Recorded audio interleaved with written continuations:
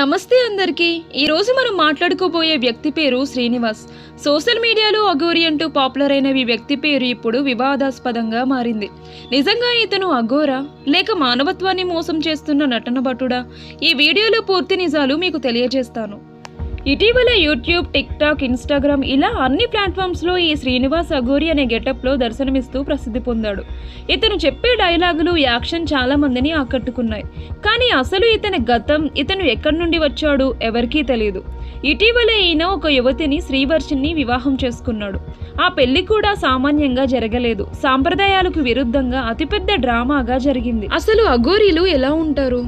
అఘోరీలు సాధారణంగా సమాధుల దగ్గర నివసిస్తూ తపస్సులలో ఉండేవారు. ప్రజలతో తక్కువ మాట్లాడతారు. కానీ శ్రీనివాస్ మాత్రం మీడియాలో ఇంటర్వ్యూలు, యూట్యూబ్ లైవ్స్, సెల్ఫీ ప్రమోషన్లు చేస్తూ వస్తున్నాడు.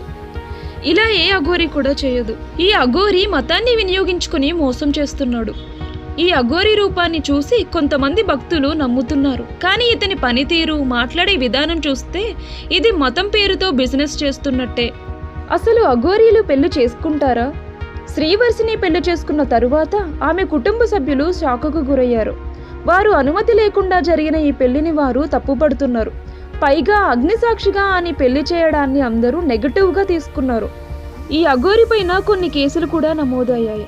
ఇప్పటికే ఇతని పైన పోలీసులు విచారణ ప్రారంభించారు. మత విశ్వాసాలతో ప్రజలను మోసం చేస్తున్నాడని కేసులు పెట్టారు. అనేక మంది ఫేక్ అకౌంట్స్ ద్వారా ప్రమోషన్, అతని పేరుతో అనేక ఫేక్ అకౌంట్స్ సోషల్ మీడియాలో కలియసాగుతున్నాయి. ఇవన్నీ కూడా వ్యూస్ కోసమే చేస్తున్న స్టంట్స్ లాగా అని చాలా మందికి అనుమానం. ముఖ్యంగా చెప్పాలంటే శ్రీనివాస్ అఘోరినే కాదు, అతడు ఒక నటుడు, ఒక మానవత్వాన్ని మోసం చేస్తున్న వ్యక్తి. అతని డైలాగులు వినిపించే వరకు సరే, కానీ వాస్తవానికి అతడు తప్పుడు మార్గంలో ప్రజల విశ్వాసాలను దోచుకుంటున్నాడు.